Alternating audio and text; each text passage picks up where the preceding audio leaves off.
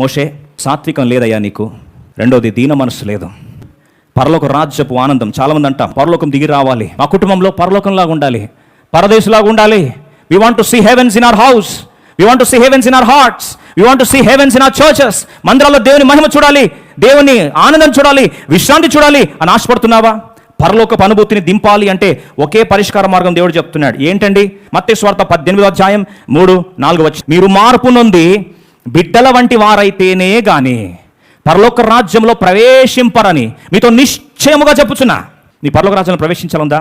ఎక్కడండి చనిపోయితో పోతాం అనుకుంటున్నారా? ఒక మాట అన్నాడు ప్రభు, దేవుని రాజ్యము మీ మధ్యలో ఉన్నది. నిజంగా నీ గృహంలో దేవుని రాజ్యం లాగుందా? పరలోకం లాగుందా? పరలోక రాజ్యం నీ ఇంట్లో ఉందా? పరలోక రాజ్యం నీ మందిరంలో ఉందా? పరలోక రాజ్యం నిజంగా నువ్వు ఉన్న ప్రాంతంలో ఉందా? అవన్నీ రాంగ్ అడ్రస్ ప్రభా. పరలోక రాజ్యం ఇప్పుడు కాదు ప్రభు, వెయిట్ చేస్తూ ఉంటాం. ప్రభు అంటున్నాడు, ఈ బిడ్డల వలె తన్ను తాను తగ్గించుకుని వాడే